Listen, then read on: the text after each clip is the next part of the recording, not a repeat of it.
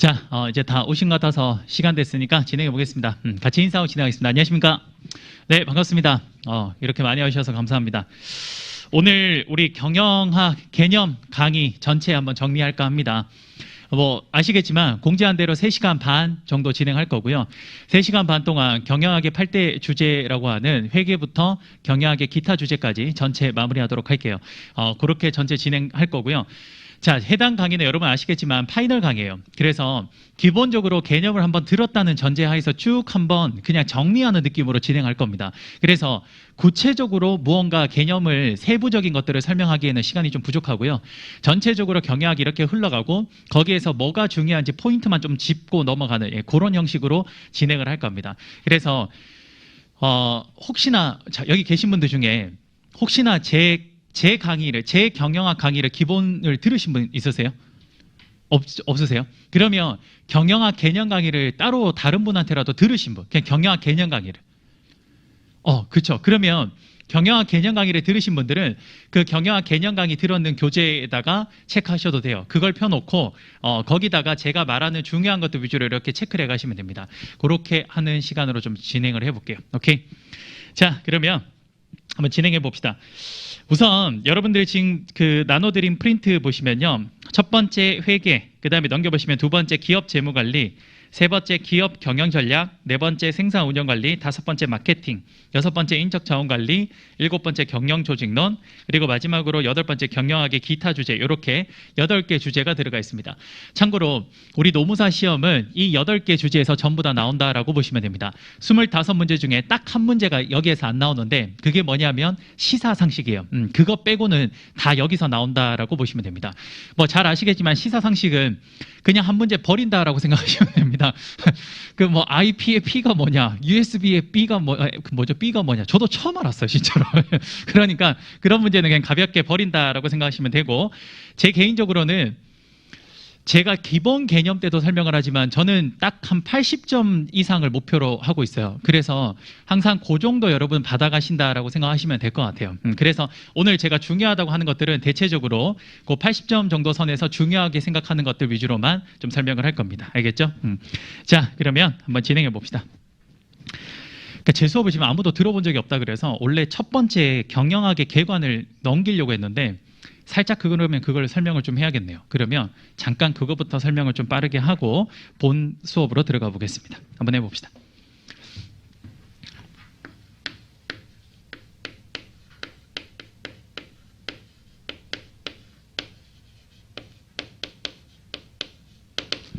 자, 이것부터 시작해 봅시다. 경영학입니다. 그렇죠? 경영학. 여러분들 경영학이라는 건요, 말 그대로 우리가 다양한 곳에서 경영이라는 걸 씁니다. 실제로 이 매니지먼트라는 영어의 이 단어는요, 다양한 곳에서 사용이 되는데요. 그중에 첫 번째 일반 사기업을 중심으로 이 매니지먼트라는 걸 쓰면 우리가 흔히 알고 있는 기업 경영이 돼요. 그 다음 두 번째, 이 매니지먼트라는 걸 공공기관에서도 관리를 합니다.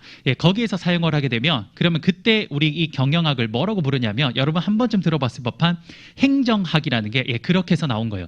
사실 행정학은 대단한 게 아니라 뭐냐면 그냥 경영학을 공공기관에다가 적용한 거라고 보시면 됩니다. 아시겠죠? 그래서 오케이, 좋아요. 그 뒤쪽에다 여기다가 쓰시면 됩니다. 맨 뒤쪽에다가 경영학 개관을 제 수업을 들었다고 저는 생각하고 넘기려고 했는데 아무도 안 들으신 것 같아서 한번 해볼게요.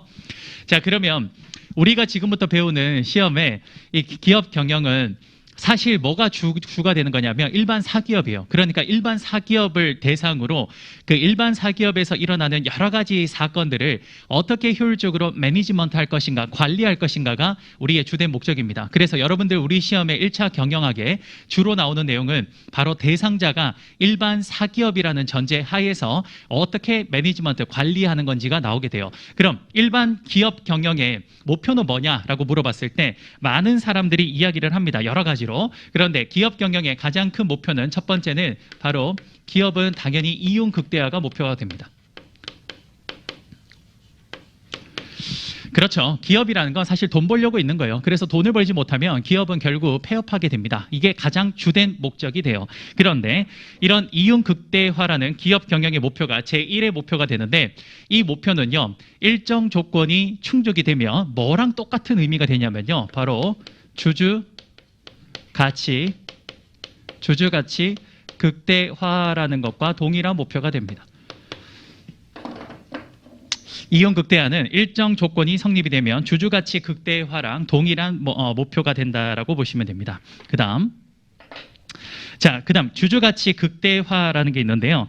이 주주가치 극대화는 역시나 어떤 일정 조건이 성립이 되며 뭐랑 똑같은 의미가 되냐면요. 이거는 바로 기업 가치 극대화랑 동일한 말이 되겠습니다.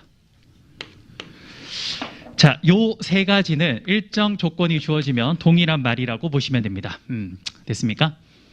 자, 그러면 왜 지금 이제 서론부터 출발하는 건데, 자, 기업은 돈 벌려고 있는 거예요. 쉽게 말하면. 그러면 기업이 돈 벌려고 했을 때 그 목표를 달성하는 게 어떻게 흘러가는지를 지금부터 한번 볼 겁니다. 지금부터 제가 아주 짧은 시간 동안 여러분들한테 뭘 보여드릴 거냐면, 이거 본 거죠. 그쵸? 맞지? 자, 뭐냐면 제가 지금부터 아주 짧은 시간 동안 뭘 보여드릴 거냐면 실제 기업 현장에서 기업이 운영되는 원리에 대해서 한번 보여드릴 겁니다. 실제 기업이 처음 스타트해서 그렇게 해서 기업이 1년 동안 어떻게 쭉 흘러가는지를 한번 보여드릴 거예요. 그래서 그걸 지금부터 한번 보겠습니다. 자, 봅시다.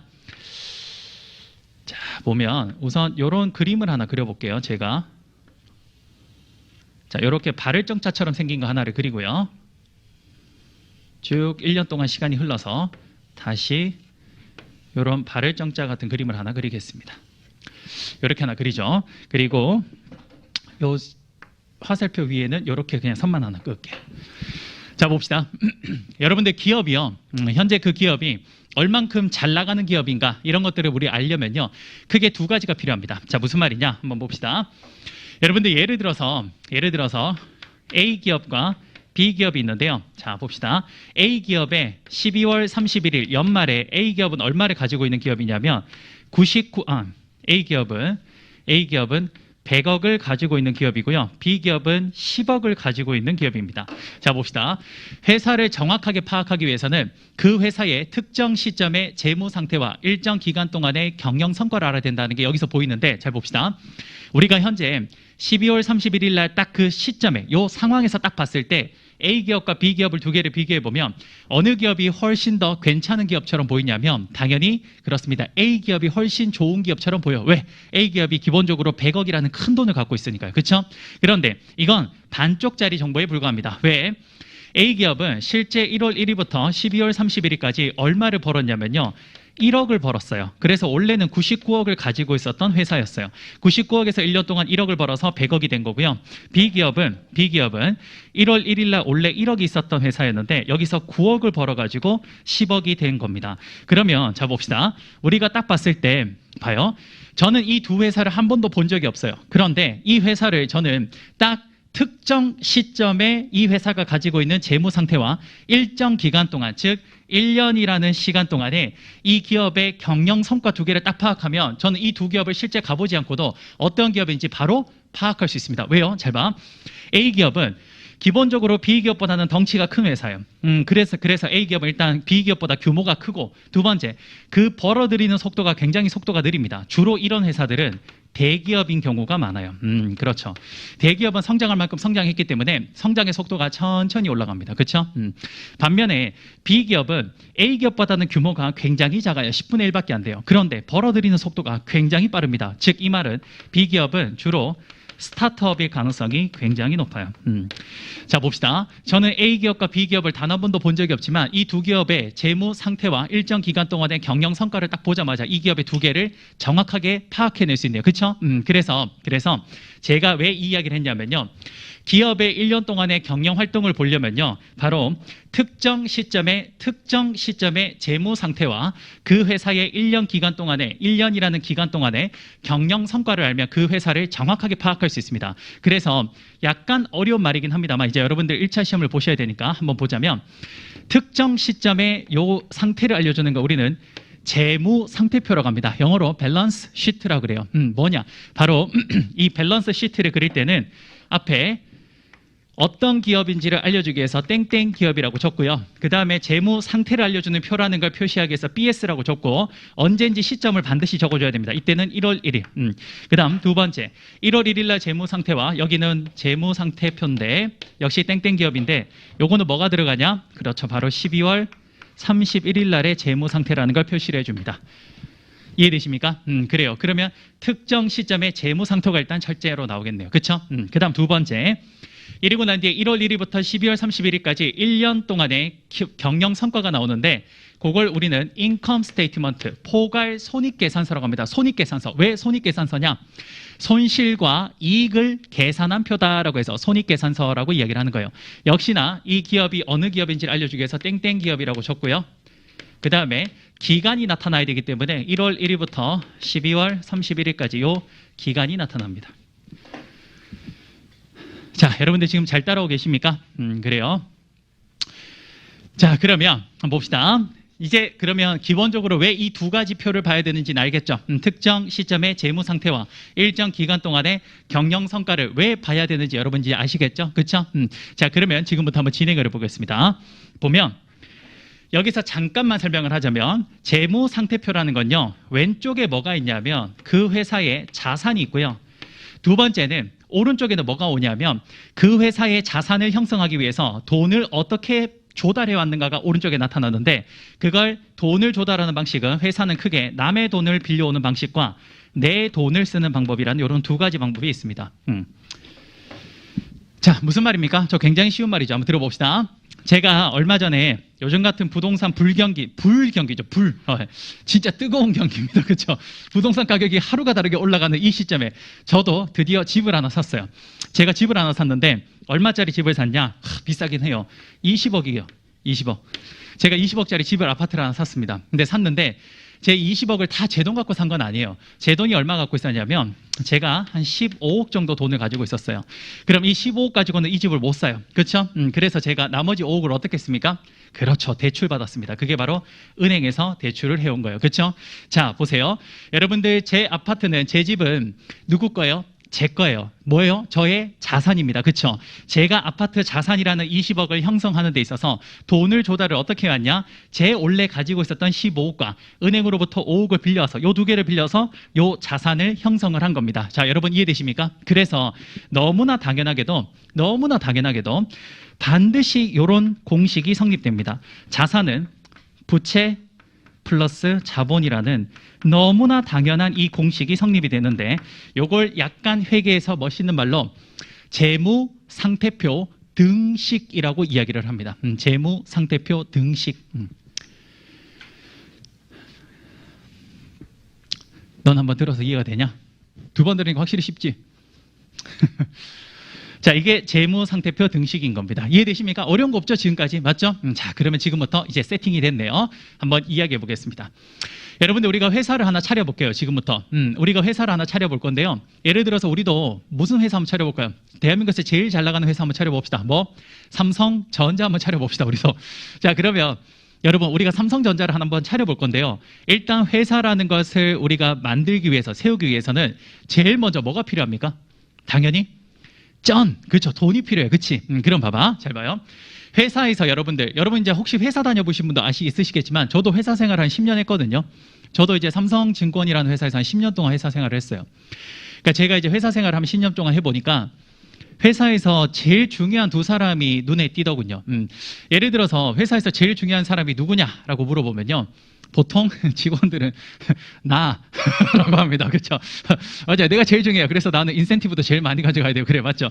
맞는데 회사에서 저는 개인적으로 가장 중요한 두 사람이 누구냐라고 저한테 물어보면 회사 생활을 한 10년 해본 저한테는 이렇게 이야기를 할 것 같아요. 일단 회사에서 제일 중요한 사람 첫 번째가 당연히 회사의 수장이라고 불리는 사장님입니다. 사장님. 그치? 그 다음 두 번째. 그 회사의 보통 대부분의 회사의 2인자가 누구냐면요. 회사 사장님 바로 밑에 누가 있냐면 여러분도 한 번쯤 들어봤을 법한 용어이기도 한데 CFO, 그렇죠. 최고 재무 담당자라는 사람이 있어요. 이 사람들이 바로 회사에 뭘 하냐면요. 자금줄, 돈줄을 쥐고 있는 사람이에요. 그러니까 이 사람들 굉장히 중요합니다. 사실 각종 회사의 비자금은 이분이 다 만드는 거예요. 그래서 어쨌든 이 두 사람이 제일 중요한데 자 봐요. 회사가 이렇게 생겼다면 그러면 회사의 자산, 그다음에 돈을 빌려온 게 이거라면 회사에서 가장 중요한 두 사람을 어디에 위치시켜 볼 것인가, 이 회사라는 곳에. 그랬을 때 저는 아무래도 제일 중요한 사람이니까 회사의 제일 가운데 있어야 된다고 저는 생각을 합니다. 그래서 일단 CEO랑 CFO를 한번 그려보면 CEO는 가장 위에 있으니까 여기, 그 다음 CFO는 그 사람 밑에 있으니까 이렇게 될 것 같네요. 자, 여기까지 이해되십니까? 자, 여러분들 여기까지는 별로 어렵지 않죠? 그쵸? 자, 그러면 한번 해볼게. 자, 우리가 회사를 한번 설립하려면, 우리 회사라는 것 하나의 자산을 형성을 하려면 일단 돈을 빌려야 됩니다. 이때 돈을 빌려올 때는 CFO라는 사람이 자금을 조달하게 되는데요. 그 돈은 크게 두 가지 방법이 있습니다. 우리 회사 돈을 쓸 수도 있고 남의 돈을 쓸 수도 있어요. 물론 이것만 100% 하는 경우는 잘 없어요. 이 두 개를 어떻게 적절하게 섞어가는 겁니다. 이해되십니까? 자, 봐요. CFO는 어떤 일을 하는 거냐? 되게 대단한 일을 하는 것처럼 보이나 생각보다 별거 아니에요. 뭐냐? 잘 봐요. 은행으로부터 돈을 빌려왔을 때는 우리 회사가 지불해야 되는 비용이 뭐가 됩니까? 이자. 그렇지. 이자가 보통 비용이 됩니다. 그렇지? 그 다음 내 돈을 가지고 썼을 때는 뭐가 비용이 될까요? 내 돈 갖고 쓰는 거래. 그러면 여러분들 흔히 생각할 때는 그건 비용이 없잖아 라고 생각할 수 있어요. 그렇죠? 아닙니다. 그거는 약간의 경제학적 관념이 없어서 그런데 내 돈을 내가 쓰게 되면 어떻게 되냐면 일종의 기회비용이라는 게 생겨요. 예를 들어서 이 돈을 내가 회사에 투자하지 않고 다른 데 투자할 수도 있는 거 아니야. 그치? 예를 들어서 우리 회사에 내가 이 돈을 투자했을 때 3% 수익이 나는데 그걸 다른 데 투자했더니 6% 수익이 나. 그럼 뭡니까? 나는 3%만큼 손해를 본 거야. 맞죠? 그래요. 바로 기회비용이 발생합니다. 즉 CFO는 별거 하는 게 아니라 남의 돈과 내 돈의 비율을 어떻게 조합으로 가져왔을 때 가장 저렴한 비용으로 요걸 달성할 수 있을 것인가, 요거 생각하는 거야. 쉽게 말하면 이자가 높을 때에는 내 돈 쓰고 이자가 쌀 때에는 남의 돈 빌려 쓰는 거죠. 그렇죠? 요즘같이 이자가 낮을 때는 사실 회사들이 적극적으로 돈을 좀 많이 빌려서 쓰고 있습니다. 실제로. 그래서 CFO는 부채와 자본이라는 요 크기를 지금 여러분 제가 가운데 선을 나눠놨죠. 요거를 어떤 비율로 가져갈 건지를 결정을 하는 거예요. 됐죠? 그러면 남의 돈과 내 돈을 가지고 첫 번째 뭘 합니까? 그렇습니다. 자본 조달을 하게 됩니다. 여기에 가장 첫 번째 해당되겠네요. 그렇죠? 자, 그러면 이렇게 자본 조달을 하게 되면요. CFO는 그 조달된 돈을 가지고 이제 어떻게 하냐. CFO 역할은 여기까지예요. 그럼 여기서 이제 돈을 딱 가지고 와서 뭐 하냐? 사장님한테 줍니다. 사장님, 제가 돈을 이렇게 확보해 왔으니까 요 돈 가지고 우리 회사가 크게 성장할 수 있는 곳에 투자해 주세요. 라고 하면서 이렇게 사장님한테 주게 됩니다. 됐습니까? 그러면 사장님은 저 돈을 가지고 이제 무슨 생각을 하게 되냐? 이거예요. 우리 회사가 앞으로 크게 성장할 수 있는 곳이 어디에 있을까라고 생각을 하면서 어느 산업에 들어갔을 때 우리 회사가 크게 성장할 수 있을 것인가, 이런 것들을 굉장히 오랜 기간 동안 고심을 합니다. 그렇게 해서 우리 회사가 예를 들어서 삼성전자라는 곳의 회장이요, 저 돈을 확보되고 난 뒤에 우리가 도대체 앞으로 어떤 산업에 뛰어들어야 크게 벌 수 있을까, 이 생각을 해봤더니 그 결과 뭐가 나왔냐? 그러면 앞으로 스마트폰 시장에 한번 뛰어들어 보자, 이런 결정을 내릴 수 있습니다. 그렇죠? 그러면 그렇게 해서 CEO가 뭘 하게 됩니까? 그렇죠. 바로 투자 결정을 CEO가 하게 됩니다. 투자 결정을 하게 되는 거죠. 그러면 삼성전자가 스마트폰을 사업에 뛰어들겠다라고 투자 결정을 하게 되는 거예요. 됐어요? 오케이. 자, 그러면 투자 의사결정이 끝났습니다. 그럼 이제 뭡니까? 그 밑에 있는 사람들은 실행에 들어갑니다. 자, 스마트폰을 만들려면 당연히 첫 번째 뭐 있어야 돼요? 공장이 있어야 돼요. 공장이. 그치? 그러니까 어떻게 합니까? 일단 회사가 조달된 자본을 가지고 회사가 공장을 지을 땅을 사요. 그 다음 두 번째, 그 위에다가 건물도 이렇게 올립니다. 됐죠? 그리고 난 뒤에 여기에다가 각종 스마트폰을 만드는 기계도 설치를 해요. 됐죠? 그리고 난 뒤에 또 뭡니까? 사람도 고용을 합니다. 이렇게 해서 일단 투자를 한 거를 실행을 하게 됩니다. 이해되십니까? 오케이.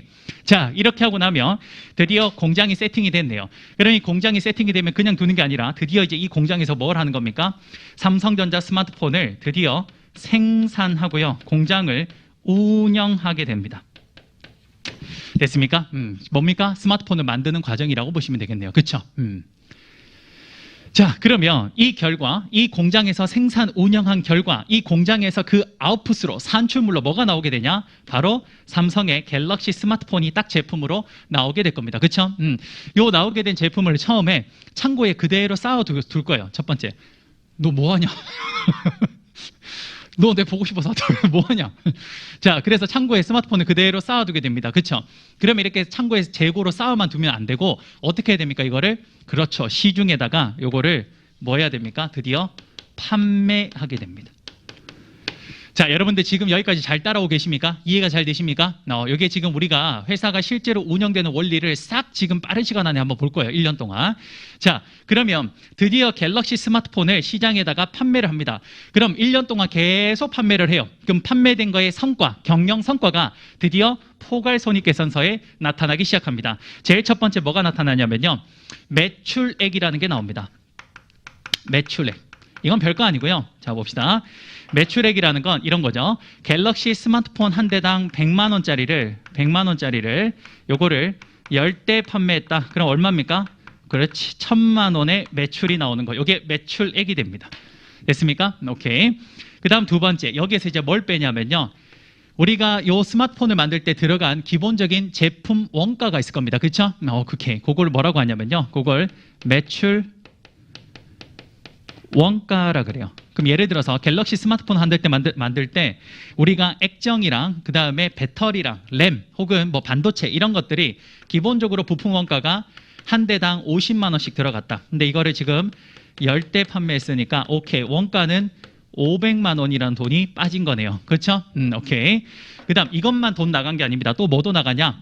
제품을 판매하고 제품을 관리하는 데 들어가는 비용 혹은 판촉하는 비용 혹은 마케팅하는 비용이 들어갑니다. 그런 것들을 퉁쳐서 뭐라고 하냐? 판매하고 관리하는 데 들어가는 비용이라고 해서 판매 관리비 줄여서 판관비라고도 이야기를 해요. 됐습니까? 오케이. 요렇게 딱 하고 나면 자, 요걸 한번 빼볼게요. 요렇게 해서 매출액에서 매출원가랑 판매 관리비를 빼면 자, 참고로 회계에서는 빼기를 이렇게 우리가 흔히 알고 있는 빼기로 안 하고 괄호를 많이 쳐요. 오케이? 자, 이렇게 해서 뺐을 때 매출액에서 매출원가랑 판매 관리비를 빼게 되면요. 그렇게 해서 나오는 게 뭐냐? 제품을 영업, 세일즈를 해서 벌어들인 이익이라 그래서 그 돈을 우리는 영업 이익이라고 합니다. 영업 이익. 오케이. 별로 어려운 거 아니죠? 오케이? 자, 그러면 이 영업이익에서 이제 뭘 빼냐면요. 자, 봅시다. 영업이익이 딱 나오고 나면요. 이게 전부 다 삼성전자 회사 거냐? 아닙니다. 왜요? 삼성전자가 이렇게 돈을 버는 데에는요. 기여한 사람들이 있어요. 첫 번째 기여한 사람이 누구냐? 바로 회사가 부족한 돈을 자본을 빌려준 누구? 은행. 그렇죠? 은행들이 자기들이 돈 빌려준 거에 대한 대가로 자기들이 그 수익을 빼가게 되는데 그걸 뭐라고 하냐? 이자 비용을 여기서 뺍니다. 여기 은행이 제일 먼저 가져가요.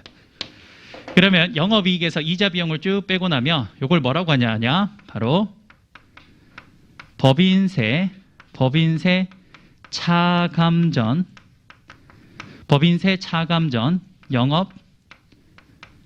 영업이익이라고 합니다. 법인세 차감전 영업이익. 됐습니까? 자, 여기서 딱 봐서 알겠지만 첫 번째, 이 회사가 잘 운영되는데 첫 번째 돈 빌려준 은행이 자신의 몫인 이자를 빼가고요. 그 다음 두 번째, 이게 다 삼성전자 거냐? 아니요. 여기 지금 선 그어놓은 곳에 누가 하나 숨어 있는데요. 누구냐면 정부입니다. 정부도 삼성전자가 잘 회사를 운영할 수 있도록 각종 어떤 지원을 해준 거예요. 예를 들어서 도로 깔아주고 치안해주고 하는 거. 그걸 우리는 뭐로 정부가 돈을 싹 빼가냐면요. 바로 법인세라는 세금으로 빼갑니다. 이렇게 빼가요. 자, 이렇게 해서 법인세까지 딱 빼고 나면 그러면 뭐라고 하냐? 자, 회계에서 올해 금년을 뭐라고 하냐면 당기라 그래. 당기. 그래서 올해 벌어들인 진짜 삼성전자의 순이익이라 그래서 그걸 뭐라고 하냐? 이렇게 표현합니다. 당기 순이익이라 그래요. 됐네요. 됐습니까? 자, 여러분 봅시다. 우리가 지금 첫 출발점이 뭐였냐면요. 경영학에서 우리는 잡아요. 경영학이라는 학문이 사기업을 관리할 수도 있고 공공기관을 관리할 수도 있습니다. 여기서 우리의 주된 시험 범위는 바로 사기업을 관리하는 게 목적이에요. 그러면 사기업이라는 회사의 목표가 무엇인가? 여기서부터 우리 출발했거든요. 회사의 목표는 뭐냐? 바로 돈을 많이 버는 거래요. 그치? 드디어 여기서 나왔네. 봅시다. 왜 회사의 목표가 이윤극대화냐? 그렇네요. 회사라는 건 자본 조달을 해서 투자를 잘해서 그렇게 해서 제품을 잘 생산해서 판매를 했을 때 그 판매 결과치가 마지막 뭐가 나옵니까? 오케이. 당기 순이익. 이게 뭡니까? 회사의 이윤. 그렇죠. 그래서 첫 번째 사기업의 가장 큰 목적은 당기 순이익을 극대화시키는 겁니다. 극대화. 됐습니까? 오케이. 그다음 그러면 이 당기 순이익은 이제 진짜 누구 거냐? 삼성전자 겁니다. 그러니까 삼성전자 거니까 아까 제가 뭐라 그랬죠? 우리 회사의 자산을 형성하는데 첫 번째 부채는 은행 돈이지만 자본은 누구 거예요? 내 돈, 삼성전자 돈 아닙니까? 그치? 그러니까 요 돈은 삼성전자 돈이라며. 그치? 그럼 요 돈은 어디로 흘러 들어가야 되냐? 그렇지. 내 호주머니로 흘러 들어가야 됩니다. 맞죠? 그러니까 바로 이 자본에 들어오는데 여기가 극대화되면 당연히 여기도 극대화되겠네요. 자, 물어봅시다. 주식회사 삼성전자의 주인은 누굽니까? 바로 삼성전자 주식을 들고 있는 주주가 되겠습니다. 오케이. 그럼 삼성전자 주주가 이 회사의 주인이니까 주인의 돈에 해당되는 자본이 단기 순이익이 극대화됐을 때 이게 여기로 흘러들어와서 자본이 동시에 극대화된다면 자본이 누구 거라고? 주주. 그러니까 이윤 극대화는 주주가치 극대화랑 이어지는 겁니다. 이해되십니까? 그 다음 마지막 하나 해볼까? 아까 전에 말씀드린 대로 여기가 뭐다? 여기가 자산이에요. 그 다음 여기가 뭡니까? 여기가 부채와 여기가 자본이 있습니다. 그러면 제가 재무상태표 등식에 의해서 자산은 부채 플러스 자본이라고 이야기를 했어요. 맞죠? 그럼 봐봐. 제가 이야기한 것처럼 현재 이 과정에서 남의 돈을 빌려온 건 똑같이 일정합니다. 그렇게 일정하다라고 부채가 가정을 해버리면 그러면 여기서 자본이 단기 순이익이 극대화되니까 그게 흘러들어와서 주주의 가치인 여기 자본이 극대화되고 있습니다. 그렇죠? 그럼 자본이 극대화되면 부채가 일정하다라는 가정하에서는 자산은 어떻게 됩니까? 오케이. 극대화 되겠네요. 자산이 뭡니까? 회사가 소유하고 있는 것들 아닙니까? 그러니까 이게 뭐가 돼요? 기업 가치, 회사 가치의 극대화가 이어지는 겁니다. 여러분 이 세 개가 왜 저렇게 딱 연결됐는지 아시겠습니까? 그렇죠. 여러분 우리 아주 짧은 시간이긴 합니다만 기업이 1년 동안 실제로 돌아가는 하나의 시스템을 본 겁니다. 제가 삼성증권에서 한 10년 정도 근무를 했어요. 저는 지금 주식한 지가 한 30년이 넘었는데 정말 오랜 기간 동안 수많은 회사를 이렇게 살펴봤는데 분석을 해봤는데 웬만한 회사는 다 이렇게 흘러갑니다. 실제로요. 그러니까 여러분들이 배워야 되는 경영학이라는 것에 아주 큰 틀을 지금 여러분들 한 20분 만에 본 겁니다. 모든 회사는 첫 설립 때부터 그 해 끝날 때까지가 이렇게 흘러간다라고 보시면 될 것 같아요. 이해되십니까? 자, 그럼 봐봐. 경영학이라는 학문이 뭐냐라고 저한테 물어보면 이럴 것 같아요. 경영학이 뭡니까? 라고 하면요. 경영학은 기업이 이렇게 1월 1일부터 12월 31일까지 각종 활동을 하는데 이 활동이 가장 효율적으로 운영될 수 있도록 각종 해안, 굉장히 좋은 지식 같은 것들을 도와주는 학문이 경영학입니다. 이해되십니까? 그럼 기업이라는 게 보니까 이게 따로 무 자르듯이 탁탁 잘려지는 게 아니라 뭔가 굉장히 유기적으로 연결이 막 되어 있잖아요. 그렇죠?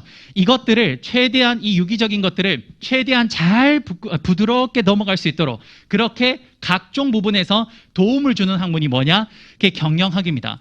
그런데 경영학은 총 8대 과목이 있다고 제가 분류한 거예요. 제가. 그게 뭐냐? 지금 여러분 받은 프린트물입니다. 다시 한번 봅시다. 지금부터 그걸 보고 왜 그 8과목이 있는지를 보겠습니다. 보시면 첫 번째 뭐 있습니까?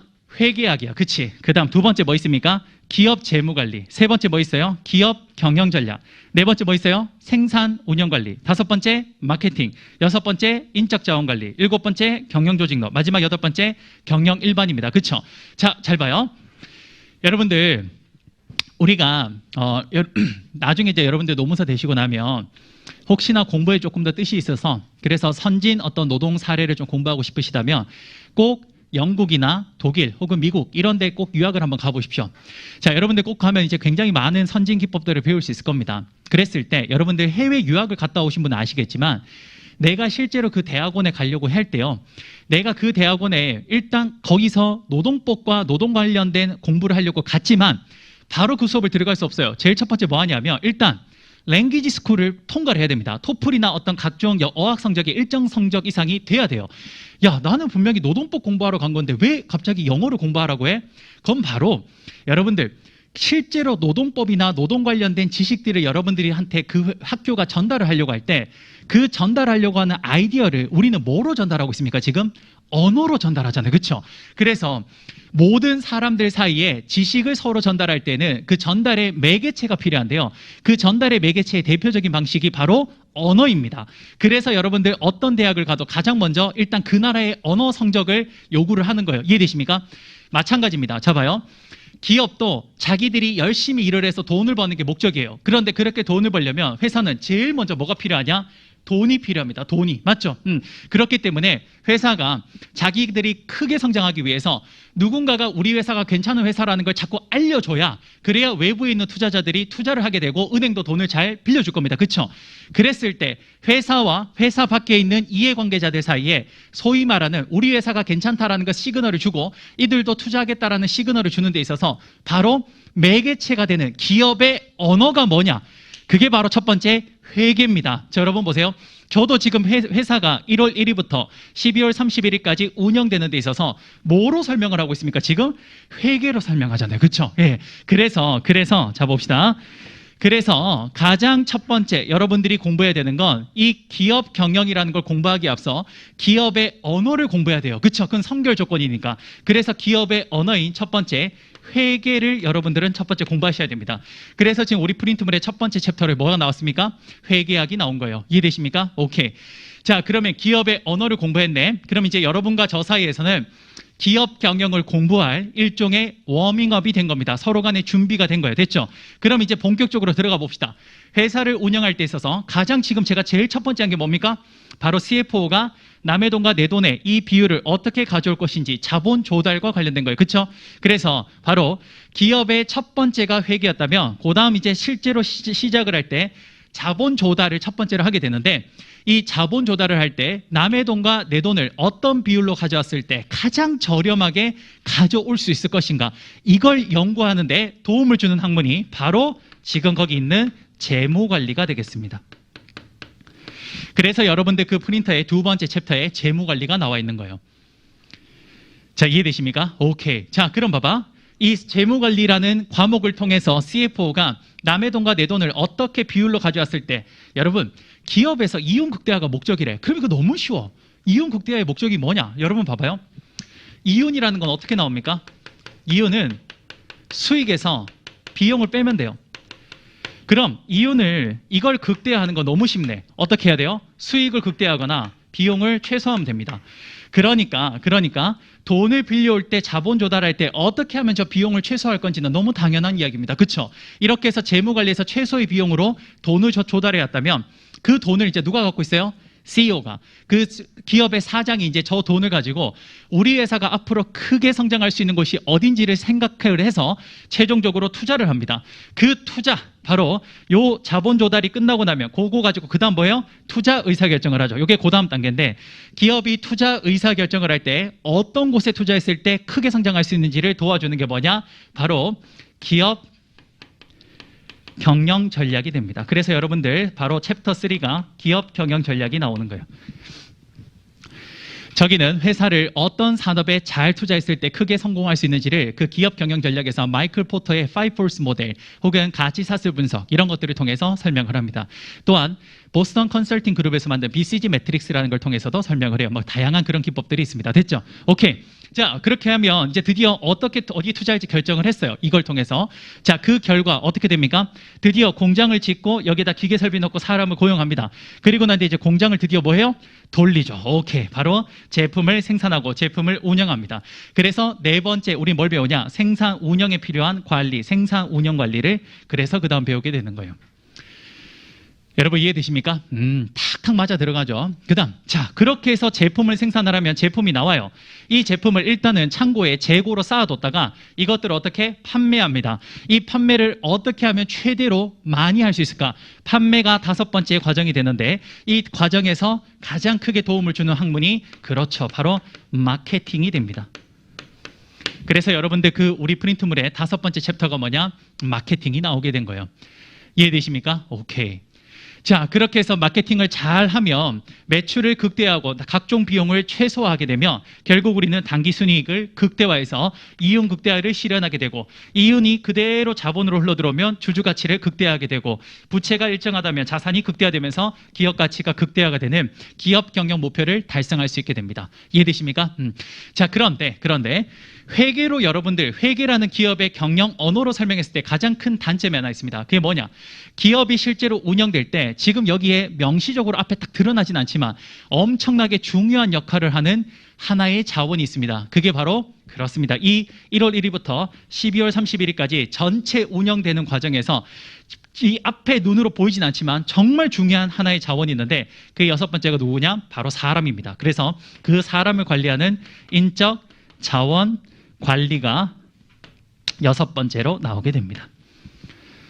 그래서 여러분들 챕터 6장이 바로 인사관리, 인적 자원관리가 되는 거예요. 됐어요? 그 다음 이런 인사관리는 개별적인 사람들을 관리하는 방법입니다. 그런데 사람 한 명 한 명 한 명을 잘 관리했다 그래서 그들이 모여있는 조직 전체가 제대로 굴러간다라는 보장은 사실 없어요.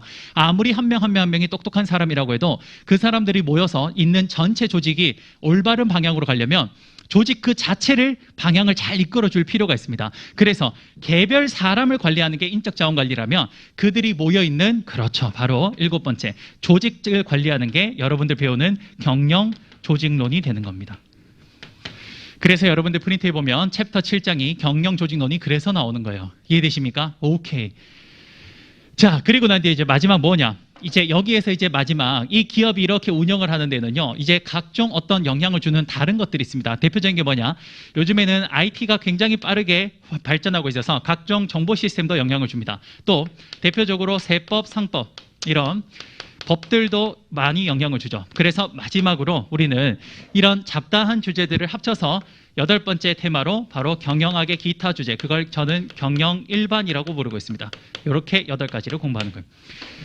여러분들이 노무사 시험을 볼 때 바로 이 8가지가 이렇게 해서 나온 거예요. 이 8가지가 바로 이거고 이걸 여러분들이 공부를 해놓으면 어차피 1차 시험에서는 여기 안에서만 나온다라고 보시면 됩니다. 이해되십니까? 오케이. 이게 바로 경영학의 전체를 좀 빠르게 한번 개관을 했습니다. 이해되십니까? 됐습니다. 여기까지 해서 경영학의 전체 개관을 이렇게 해서 마무리하도록 하겠습니다. 자, 여러분들 다시 한번 보면 우리 프린터 보시면 1회 챕터 1의 회계학이죠. 여기 있는 회계, 그렇죠? 회계. 그 다음 두 번째 뭐 있습니까? 기업 재무관리. 오케이, 재무관리 여기 있네. 자본 조달. 세 번째 기업 경영전략, 투자 의사결정의 기업 경영전략, 그렇죠? 그 다음 네 번째 넘겨보시면 생산 운영관리. 오케이, 생산하고 운영하는 데 쓰는 생산 운영관리. 그거를 판매할 때 쓰는 마케팅이 5번째 나오고요. 그 다음 이 1년의 활동 동안 아주 중요한 자원인 인적 자원관리 7번째 경영조직론까지, 그리고 마지막 8번째 기타 주제 경영 일반까지 이렇게 보시면 되겠습니다. 됐죠? 여러분들은 이 안에서 시험을 본다라고 생각하시면 되겠어요. 오케이? 자, 됐고요. 여러분 잠깐만 좀 쉬고 할게요. 5분만 좀 쉬고 진행하겠습니다.